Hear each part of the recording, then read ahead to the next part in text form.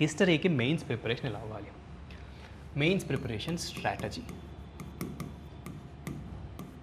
ఇది జాగ్రత్తగా గమనించండి, బికాస్ మన ర్యాంక్ అల్టిమేట్లీ డిసైడ్ చేసేది మెయిన్స్లో మనకు వచ్చే స్కోర్సే. కాబట్టి ఇక్కడ మీరు రియలైజ్ అవ్వాల్సిన ఫస్ట్ పాయింట్ ఏంటంటే,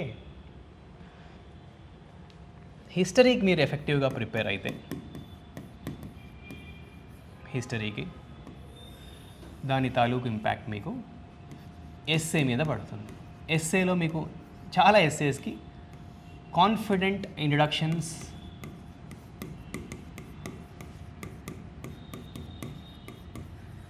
రాయొచ్చు, లేకపోతే కొన్ని అనెక్డోట్స్ మనం హిస్టరీ నుంచే పిక్ చేసుకోవచ్చు,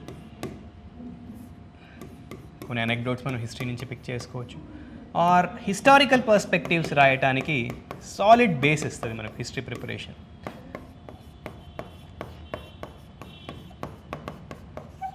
తర్వాత హిస్టరీలో కనుక మనం ఈ కాన్స్టిట్యూషనల్ హిస్టరీ ఏదైతే ఉంటుందో అది కరెక్ట్గా ప్రిపేర్ అయ్యామంటే, అంటే ఈ 1919 యాక్ట్, 1935 యాక్ట్, వాటెవర్ ఆ ప్రీవియస్ యాక్ట్స్ ఇవన్నీ ప్రిపేర్ అయితే కాన్స్టిట్యూషనల్ హిస్టరీ డెఫినెట్లీ మనకు ఈ ఇండిపెండెన్స్, ఈ కాన్స్టిట్యూషనల్ హిస్టరీ మీద మనకు ఎంత డెప్త్ ఉంటే అది మనకు పాలిటీలో, అట్ ద సేమ్ టైం గవర్నెన్స్లో దాని తాలూకు ఉపయోగం ఉంటుంది. హిస్టరీ కరెక్ట్గా ప్రిపేర్ అయితే చాలా సొసైటీ ఆన్సర్స్ని కూడా మనం కాన్ఫిడెంట్గా రాయొచ్చు. ఎలా సార్ సొసైటీ ఆన్సర్స్కి హిస్టరీకి ఏం సంబంధం? సింపుల్, మీరు కొంచెం జాగ్రత్తగా ఏపీ హిస్టరీ టెక్స్ట్ బుక్ చూస్తే, లెట్సే మీరు పేరు వినే ఉంటారు, గిడుగు రామమూర్తి, గిడుగు వెంకటరామమూర్తి ఆర్ గిడుగు రామమూర్తి. ఈయన అదే వ్యావహారిక తెలుగుని తీసుకొని రావాలి అన్నిట్లో, టెక్స్ట్ బుక్స్లో కానివ్వండి అన్నిట్లో అనేది హీ ఫాట్ ఫర్ ఇట్. అంటే కరెక్ట్గా చెప్పాలంటే he is one person who fought for democratisation of language అని చెప్పొచ్చు. ఇంతకుముందు కూడా సేమ్ టర్మ్ వాడాను, బట్ ఈయన is a very good example. అంటే అంతకుముందు అంత గ్రాంధిక భాష ఉండేది, స్కొలాస్టిక్ తెలుగు అంటాము దాన్ని. ఆయన ఆ స్కొలాస్టిక్ తెలుగు నుంచి కామన్ మ్యాన్ యూజ్ చేసే తెలుగు, వ్యావహారిక భాషలోకి తెలుగుని తీసుకురావడానికి he has put a lot of effort. And ఇతను యాక్చువల్లీ పర్లాకిమిడి, శ్రీకాకుళం దగ్గర నుంచి వచ్చారనమాట.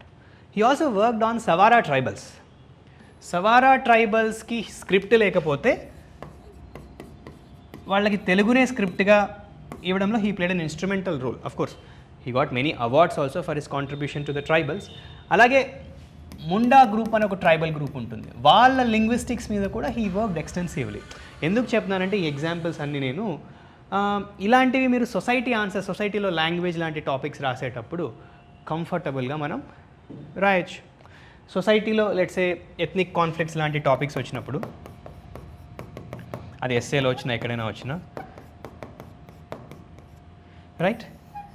ఇప్పుడు Andhra Patrika played an instrumental role, especially మన తెలుగు స్టేట్స్లో కమ్యూనల్ హార్మనీ మంచిగా ఉండడానికి వన్ ఆఫ్ ద రీజన్స్ ఏంటంటే బిగినింగ్ డేస్లో Andhra Patrika the way it has reported communal events, అంటే వీళ్ళు మొదటి నుంచి ఆయన సెక్యులర్ అవుట్లుక్ ఉండటం వల్ల ఆంధ్రపత్రికలో the way communal incidents got reported, దానివల్ల మన స్టేట్లో ఒక కమ్యూనల్ హార్మనీ ఉంటుందన్నమాట.